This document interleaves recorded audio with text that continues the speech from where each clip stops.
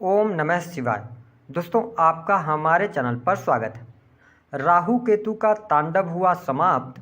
2025 तक मीन राशि वालों के जीवन में होंगे चमत्कारी बदलाव। जी हाँ, आज हम आपको जानकारी देने वाले हैं साल 2023 का बड़ा ट्रांजिट 30 अक्टूबर 2023 को होने जा रहा है।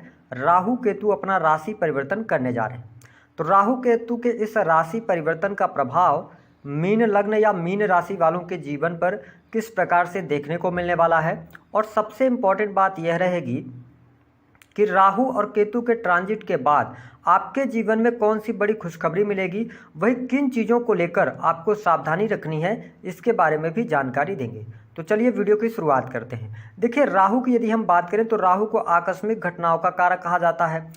हमारे सभी के जीवन में जितनी भी घटनाएं आकस्मिक तौर पे होती हैं तो कहीं ना कहीं से उसमें राहु का इन्वॉल्वमेंट होता है। राहु को इलेक्ट्रॉनिक चीज़ें, छाया ग्रह हैं तो चलचित्र या इसके अतिरिक्त इंटरनेट, साथ ही अगर देखा जाए तो चोरी, भय, जेल यात्रा, है ना, लॉटरी, जुआ, सट्टा, इन सभी चीज़ों का इनको कारकत्व प्राप्त है। और साथ ही केतु की यदि हम बात कर लें तो केतु देव को ध्वज पताका कहा जाता है। केतु को आध्यात्मिक ग्रह माना जाता है। तो आइए बात करते हैं कि मीन लग्न और मीन राशि वालों आपके जीवन में राहु केतु का क्या प्रभाव रहने वाला है। देखिए, राहु देव आपके प्रथम भाव में गोचर करेंगे, वही केतु की उपस्थिति आपके सप्तम भाव में रहने वाली है। तो सबसे इंपॉर्टेंट बात यह है कि आपके जीवन में पारिवारिक जीवन को लेकर जो लगातार समस्याएं बनी हुई थी, परेशानी बनी हुई थी, तो उन परेशानियों से आप बाहर निकलेंगे। कुटुंबीजनों के साथ में आपके रिलेशन भी बहुत अच्छे रहने वाले। सबसे इंपॉर्टेंट बात यह रहेगी कि आपका वाणी दोष समाप्त हो जाएगा, क्योंकि द्वितीय भाव में जब तक राहु देव थे तो कहीं ना कहीं से वाणी आपकी साथ नहीं दे रही थी। वाणी के कारण आपके कार्य खराब हो रहे थे। लेकिन अब लगन में राहु देव के आने की वजह से आपकी वाणी अच्छी रहेगी। हालांकि लग्न में राहु का एक गोचर को अगर हम देखें तो ये करियर वाइज तो अच्छा रहता है, रुपया पैसा धन दौलत के लिए तो अच्छा है, लेकिन कई बार व्यक्ति को ये मानसिक अशांति देने का कार्य करते हैं। ऐसे में जो मीन लग्न या मीन राशि वाले हैं, वर्तमान समय में आप शनि की 7.5 में भी चल रहे हैं। तो सबसे ज़्यादा जो इंपॉर्टेंट बात रहेगी तो आने वाले टाइम पे आपको अपनी हेल्थ का जरूर ध्यान रखना है, क्योंकि मूड स्विंग की प्रॉब्लम होगी या क्रोध की अधिकता आप में रह सकती है। कोई आप डिसीजंस लेंगे तो जल्दबाजी में लेंगे, तो इस चीज़ का आपको ध्यान रखना है। इसके अतिरिक्त यदि हम बात करें तो यहाँ पर कॉम्पिटिटिव एग्जाम में सफलता मिलने के प्रबल योग दिखाई देते हैं। जो स्टूडेंट हैं, विद्यार्थी हैं जो कि आईटी फील्ड से, क्योंकि राहु देव लगन में गोचर करते हुए पंचम दृष्टि आपके पंचम भाव पर डालेंगे, ऐसी स्थिति में आप कॉम्पिटिटिव एग्जाम की तैयारी वगैरह कर रहे हैं तो सफलता मिल जाएगी मई 2024 के पहले पहले, क्योंकि छठे भाव की स्थिति में गुरुदेव बृहस्पति जो कि आपके राशि के स्वामी हैं उनकी भी दृष्टि पड़ रही है। तो आपको, अगर आप टेक्निकल क्षेत्र की पढ़ाई कर रहे हैं, आईटी इंडस्ट्री से हैं, आपको कॉम्पिटिटिव एग्जाम देते तो उसमें सफलता अवश्य आपको मिलेगी, ये बात आप कन्फर्म मान के चलें। हालांकि आपके लिए मीन लग्न या मीन राशि वालों के लिए संतान के लिए थोड़ी सी यहाँ पर समस्याएं उत्पन्न होती नजर आएंगी। अगर आपकी पहले से संतान है तो उनकी हेल्थ को लेकर आपको थोड़ा ध्यान रखना होगा, उनकी जो संगति है उस पर आपको ध्यान देना होगा, क्योंकि संतान यदि आपकी उम्र में बड़ी है तो वो गलत संगति में जा सकती है, ऐसी संभावनाएं बनती हैं। हालांकि इस समय अवधि के दौरान जो लोग शेयर मार्केट वगैरह आदि में पैसा लगाते हैं उनको थोड़ा सा सावधानी पूर्वक आगे बढ़ना चाहिए। अगर आप एक साथ कहीं पर भी पैसा निवेश करेंगे तो कहीं ना कहीं से आपको नुकसान होने की संभावनाएं दिखाई देती हैं। शत्रु संबंधित आपकी समस्याएं यहाँ पर दूर होती नजर आएंगी, और आपके जीवन में जो लगातार कर्ज की अधिकता बनी हुई थी, मीन लग्न और मीन राशि वालों, आपके लिए कर्ज की समस्या दूर होती हुई नजर आएगी। कहीं ना कहीं से आपको लाभ मिलेगा। आपके ऊपर जितने भी कर्जे चढ़े हुए हैं धीरे धीरे आपको रास्ते मिलेंगे, और उन रास्तों पर चलकर आप कर्ज मुक्त अवश्य होने वाले हैं। साथ ही आप देखें कि राहु देव की जो 7वीं दृष्टि है वो केतु पर पड़ेगी, यानी कि सप्तम भाव में, और सप्तम भाव के अंदर केतु देव भी विराजमान है।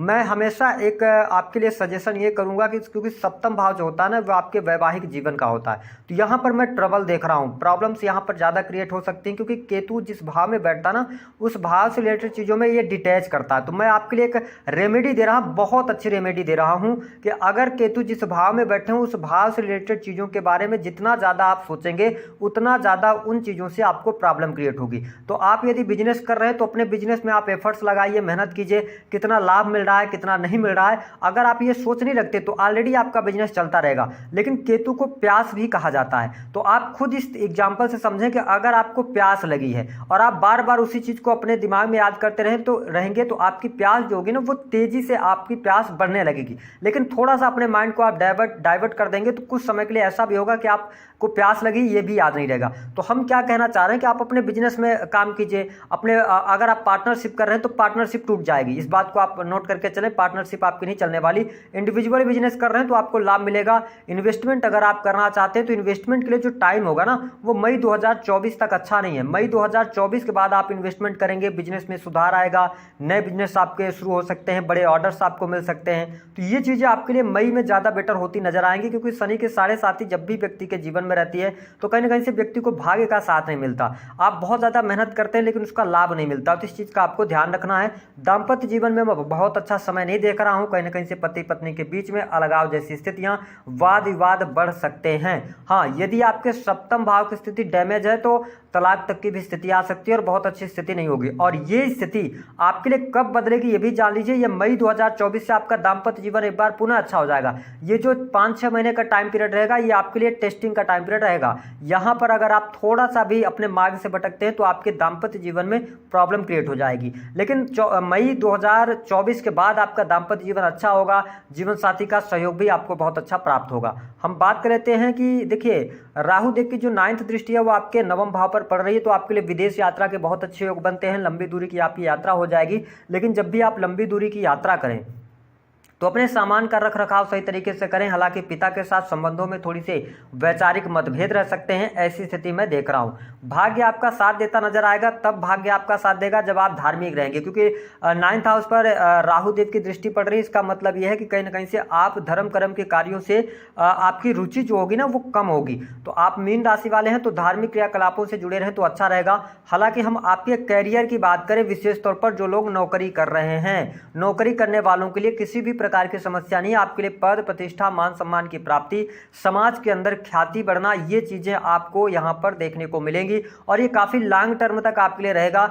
आपकी प्रमोशन रुकी हुई है, आपको प्रमोशन मिल जाएगी। अगर आप गवर्नमेंट सेक्टर के अंदर जॉब के लिए अप्लाई किए हुए हैं, जैसे टीचिंग लाइन हो गया है ना, इसके साथ साथ सलाह देने का समझाने का कार्य हो गया, इसके अतिरिक्त लॉ का फील्ड हो गया, बैंकिंग सेक्टर हो गया, तो आप यहाँ पर नई नौकरी प्राप्त करने जा रहे हैं। इस बात को आप नोट करके चलें। इसके साथ में अगर हम धन की आपके लिए बात करें तो राहु देव लगन में रहेंगे तो देखिए साम दाम दंड भेद लगाकर धन तो आपके पास आने वाला है। साथ ही लगन में जब राहु देव आते हैं ये वक्री अवस्था में गोचर करते हैं तो आपको ये 12th हाउस का भी रिजल्ट देते हैं। ऐसे में विदेशी भूमि से आपको बहुत अच्छे लाभ मिल सकते हैं। विदेश जाने का आपका सपना यहाँ पर पूर्ण हो सकता है। इंपोर्ट एक्सपोर्ट के कार्यों से आपको बहुत अच्छा लाभ यहाँ पर प्राप्त होने जा रहा है। हालांकि थोड़ा सा यहाँ पर आपको हॉस्पिटल्स के भी चक्कर लगाने पड़ सकते हैं। हो सकता है कि आपके फैमिली में किसी के स्वास्थ्य को लेकर या आपके स्वयं के स्वास्थ्य को लेकर समय समय पर आपको हॉस्पिटल्स के चक्कर लगते रहेंगे, क्योंकि लगन के अंदर राहु कहीं ना कहीं से आपको थोड़ा सा भ्रमित करेगा। तो आपको यह ध्यान रखना है कि अपनी सेहत का सबसे ज्यादा आपको ध्यान रखकर चलने की सलाह ग्रह सितारे दे रहे हैं। साथ ही आपकी जो महत्वाकांक्षाएं हैं, मनोकामनाएं हैं, वो अवश्य पूर्ण होंगी और आप देखेंगे कि इस दौरान आप पैसा अच्छा कमाएंगे। अर्निंग आपकी जरूर बढ़ने जा रही है। अर्निंग में आपको बहुत अच्छा लाभ मिलेगा। डेली इनकम भी आपकी वृद्धि होगी। साथ ही आप एक से अधिक इनकम आप सोर्सेज भी डेवलप करने वाले हैं। हम बात कर लेते हैं आपके लिए भूमि भवन वाहन से संबंधित कार्य होगा क्या, यहाँ पर थोड़ी सी प्रॉब्लम दिखाई देती है। हम बात कर लेते हैं आपके लिए प्रेम संबंधों के लिहाज से, तो प्रेम संबंधों में ब्रेकअप की 100% संभावनाएं बनती हैं। अगर आपने अपने रिलेशन को सही तरीके से नहीं संभाला तो कहीं ना कहीं से वाद विवाद होगा और प्रेमी प्रेमिकाओं के बीच में ब्रेकअप जैसी संभावनाएं भी यहां पर बन जाएंगी। यदि हम बात करें जिन लोगों के विवाह नहीं हो रहे हैं उनके लिए क्या स्थितियां रहेंगी, तो 2023 में विवाह जैसे संबंध यहां पर मैं नहीं देख पा रहा हूं। और मैं आपको सजेस्ट करूंगा कि अगर आप मीन लग्न या मीन राशि वाले हैं तो कोशिश ये करें कि इस दौरान विवाह हो भी ना। 2025 तक अगर विवाह होता है तो बहुत ज्यादा चांसेस है कि वो विवाह कहीं ना कहीं से प्रॉब्लम में आएगा। इस चीज को याद रखिएगा, जब भी लगन के अंदर राहु केतु का गोचर हो तो कभी भी विवाह नहीं करना चाहिए। वो विवाह ज्यादा लंबे समय तक नहीं चलता है, ऐसा हमने अपने अनुभव में पाया हुआ है। हम बात कर लेते हैं कि जो लोग किसी भी प्रकार से रिसर्च के फील्ड से जुड़े हैं, इंटरनेट मीडिया या कलात्मकता के साथ में जुड़े हैं, प्रोडक्टिविटी के साथ में जुड़े हैं, मैन्युफैक्चरिंग यूनिट का कार्य करते हैं या विज्ञान के क्षेत्र से आप रिसर्च पीएचडी वगैरह कर रहे हैं, ये टाइम पीरियड 2024 मई के पहले आपको कोई बड़ी उपलब्धि प्राप्त होने जा रही है। तो ये अच्छा है, गुप्त धन आपको मिल सकता है। आकस्मिक धन लाभ के योग अब आपके लिए नवंबर से आपके लिए भाग्य के रास्ते यहाँ पर खोलने जा रहे हैं गुरुदेव बृहस्पति। तो आपको बहुत अच्छे रिजल्ट मिलेंगे। राहु केतु का क्या प्रभाव होगा इसके बारे में भी हमने आपको जानकारी दे दी। ही है। अब हम बात कर लेते हैं 4 कार्य कौन करने से आपको बचने। देखिए लग्न में जब भी राहु आए, मीन लग्न या मीन राशि वालों, आप कोई भी डिसीजन ले रहे हैं, उस डिसीजन को लेने से पहले आप 4 बार 5 बार सोच लें, या आपके घर में कोई बड़े हैं जो आपके हितैषी हैं, उनसे परामर्श लेने के बाद ही किसी बड़े काम में अपना हाथ डालें। दूसरी स्थिति, दाम्पत्य जीवन का बहुत ज़्यादा ध्यान रखना है और आपको अपने करियर में इतना बिजी नहीं होना कि आप अपने परिवार के लिए समय न निकाल पाएं। तो अगर आप अपने करियर और परिवार में सामंजस्य बनाते हैं तो